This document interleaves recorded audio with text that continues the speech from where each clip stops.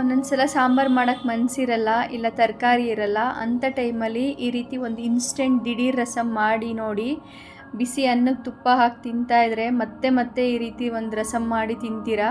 ತುಂಬ ರುಚಿಕರವಾಗಿರುತ್ತೆ, ತುಂಬ easy, but ಅಷ್ಟೇ ರುಚಿಯಾಗಿರುತ್ತೆ. Welcome back to my channel. ಇವತ್ತೊಂದು ದಿಢೀರ್ ರಸಮ್ ಮಾಡ್ತಾಯಿದ್ದೀನಿ. ಮೊದಲಿಗೆ ಇಲ್ಲಿ ನಾನು ಒಂದು 3/4 ಸ್ಪೂನಷ್ಟು ಮೆಣಸು, 3/4 ಸ್ಪೂನಷ್ಟು ಜೀರಿಗೆ, ಒಂದು ಖಾರದ ಮೆಣಸಿನ್ಕಾಯಿ 3, 2 ಬ್ಯಾಡಗಿ ಮೆಣಸಿನ್ಕಾಯಿನ ಸೇರಿಸ್ಕೊಳ್ತಾ ಇದ್ದೀನಿ.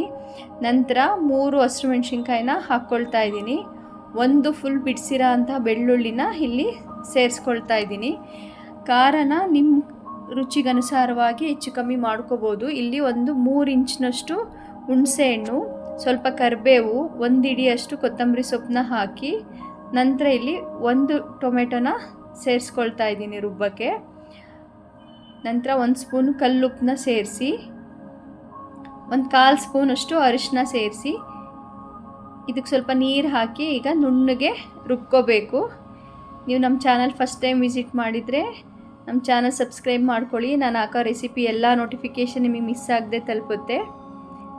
ಈಗ ಪೇಸ್ಟ್ ರೆಡಿ ಆಯಿತು. ಈಗ ಒಂದು ಒಗ್ಗರಣೆ ಮಾಡ್ಕೊಳ್ಳೋಣ. ಒಂದು ಪ್ಯಾನ್ಗೆ 2ರಿಂದ 3 ಸ್ಪೂನು ಅಡುಗೆ ಎಣ್ಣೆ ಹಾಕಿ, ಸಾಸಿವೆ,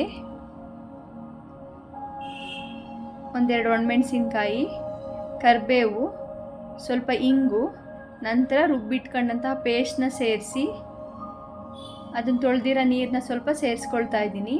ಅಲ್ಲಿ 1 ಟೊಮೆಟೊ ರುಬ್ಬಕ್ಕೆ ಹಾಕಿದ್ದೆ, ಇಲ್ಲಿ ಇನ್ನೊಂದು ಟೊಮೆಟೊನ ಸೇರಿಸಿ, ಈಗ ಲಿಡ್ ಕ್ಲೋಸ್ ಮಾಡಿ 1-2ರಿಂದ 3 ನಿಮಿಷ ಟೊಮೆಟೊ ಮೆತ್ಕಾಗೋವರೆಗೂ ಬೇಯಿಸ್ಕೊಳ್ತಾ ಇದ್ದೀನಿ. ಅದು ಬೇಯ್ತಾ ಇದ್ರೇ ಘಮ ನೋಡಬೇಕು, ಎಷ್ಟೊತ್ತಿಗೆ ಅನ್ನಕ್ಕೆ ಹಾಕಿ ತಿಂದುಬಿಡಬೇಕು, ಅಷ್ಟು ಗಮ್ಮಂತ ಇರುತ್ತೆ. ಈ ಕೋಲ್ಡ್ ಆದಾಗ, ಹುಷಾರಿಲ್ದಾಗ, ಬಾಯಿ ಕೆಟ್ಟಾಗ ಆರಾಮ್ಸೆ ಮಾಡ್ಕೋಬೋದು. ನಾನು ಇಲ್ಲಿ ಸ್ವಲ್ಪ ಬೇಳೆ ಸೇರಿಸ್ಕೊಳ್ತಾ ಇದ್ದೀನಿ, 1 ಕಪ್ನಷ್ಟು ಬೇಯಿಸಿ. ಬೇಳೆ ಇಲ್ಲದೆ ಕೂಡ ಆರಾಮ್ಸೆ ಮಾಡ್ಬೋದು ಇದನ್ನು, ಅಷ್ಟೇ ರುಚಿಕರವಾಗಿರುತ್ತೆ.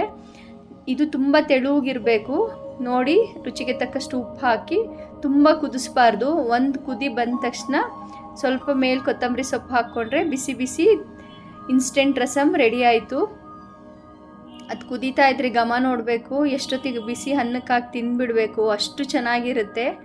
ಖಂಡಿತ ಮಾಡಿ, ನಿಮಗೆಲ್ಲರಿಗೂ ತುಂಬ ಇಷ್ಟ ಆಗುತ್ತೆ. ಕೋಲ್ಡ್ ಆದಾಗ, ಬಾಯಿ ಕೆಟ್ಟಾಗ ಈ ರೀತಿ ಒಂದು ದಿಢೀರ್ ರಸಮ್ ಮಾಡಿ ತಿಂದರೆ ಉಪ್ಪು, ಹುಳಿ, ಖಾರ ಎಲ್ಲ ಸಾಲಿಡ್ಡಾಗಿರುತ್ತೆ. ಎಲ್ರಿಗೂ ತುಂಬ ಇಷ್ಟ ಆಗುತ್ತೆ.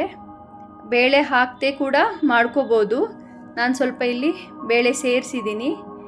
ಈ ರೆಸಿಪಿ ಹೇಗೆ ಅನ್ನಿಸ್ತು ತಿಳಿಸಿ. ಖಂಡಿತ ಈ ರೆಸಿಪಿ ಟ್ರೈ ಮಾಡಿ. ನಮ್ಮ ಚಾನಲ್ ಸಬ್ಸ್ಕ್ರೈಬ್ ಮಾಡಿ. ಮತ್ತೆ ಸಿಗುವ ನೆಕ್ಸ್ಟ್ ವಿಡಿಯೋದಲ್ಲಿ. ಬಾಯ್.